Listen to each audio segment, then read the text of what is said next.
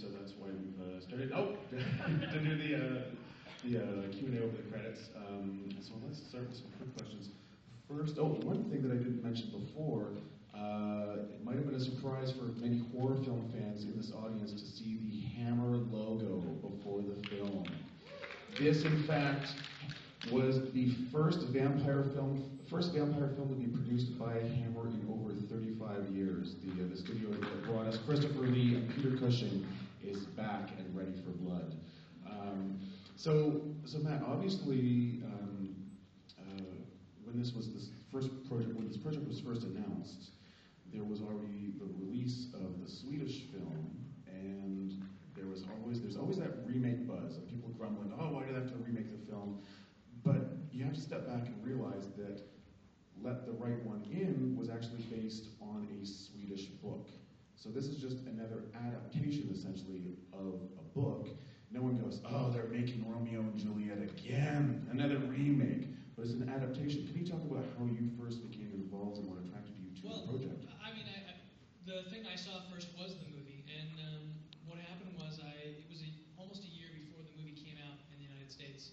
I had just finished Cloverfield. It was January 2008, and I was trying to figure out what I wanted to do next. And there's a personal project that I had written that I really, really wanted to make, which didn't have a big genre sort of aspect to it, so it was kind of a challenging film to make. And I was trying to make it before Cloverfield, and then we actually had a cast, and Naomi Watts was going to be in it, but then schedules kind of didn't work, and she ended up having to drop out, and I ended up going and doing Cloverfield and sort of going on that whole crazy sort of detour, which was amazing, and I loved doing it.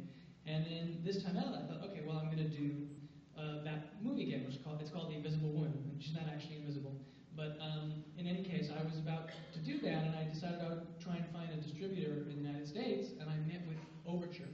And they read the script, they loved the script, and they said, you know, this is a beautifully written script, but it's a little challenging right now, because that was the moment when the independent film industry started to contract, and a lot of really great distributors are no longer really with us. I mean, here at Vantage and all kinds of distributors. In fact, even Overture, this is now really one of the last films from Overture, and Relativity Media is now taken over, and they'll be doing a lot of films with the people from Overture, but essentially Overture now is gone. And so it was sort of a difficult time, and they said, look, this is too challenging for us, but we loved Cloverfield, we love the writing in this, we'd love to do something with you, and we're pursuing the rights for a remake of a Swedish film. And you should check it out, maybe you'd like to do it. We don't have the rights, but we'd like to show you the film. And I was like, well, I don't know if I want to do a remake, I'm trying to do, you know, this film of mine, which is very personal. And they said, well, just watch it and see what you think. And I watched the movie, and I was completely blown away. I was like, well, first of all, I didn't know what the movie was about at all. And the thing about it is when it started going into the scenes between Oscar and Ellie in the courtyard, it was so similar to the emotional terrain that actually weirdly was the basis for the script that I'm still trying to get made and hope to get made next, or if not next, the one after that. And I was like, oh my God, this is really weird and eerie, like that it has this. But then it was a vampire film, which of course my movie had nothing to do, and I was like, okay, this is amazing. This is brilliant, because it does what my favorite genre films do, which is it takes the metaphor of the genre, that's a vampire film, but it's really talking about the pain of adolescence. And that, you know, Oscar's childhood is really like a horror story. And I was blown away. And they had actually given me the disc, and somebody even had said to me as he was handing it to me, he goes, and maybe you'd want to age up the kids for an American audience if you're interested. So I called them the next day and I said, look, I have two things to say. Number one is I don't know if you should remake this movie because it is amazing. And number two, I said, I just don't really think if you make the film and you age up the kids, you're destroying the story. So, you know, if you get the rights and you make the movie with someone, the one thing I will say is don't do that.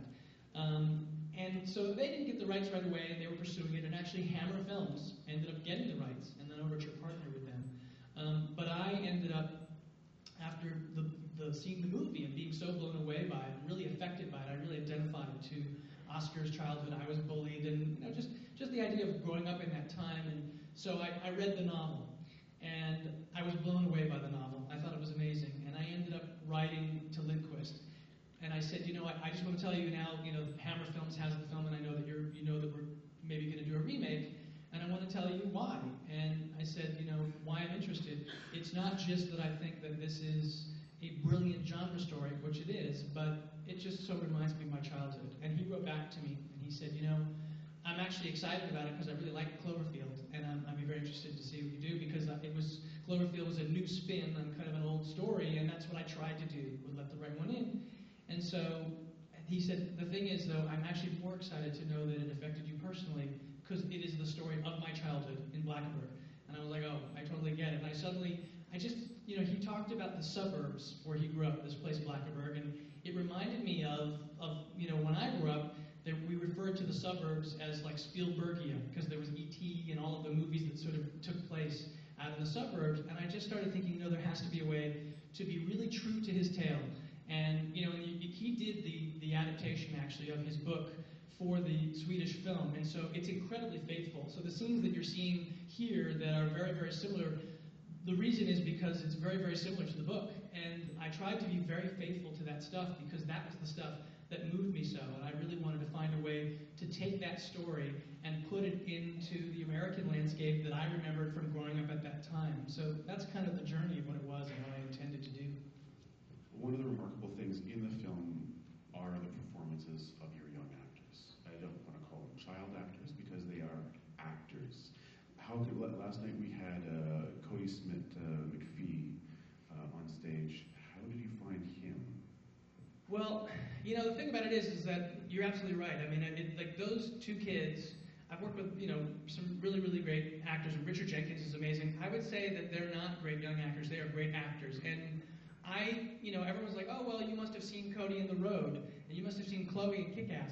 Nobody would let me see those movies, so actually I didn't.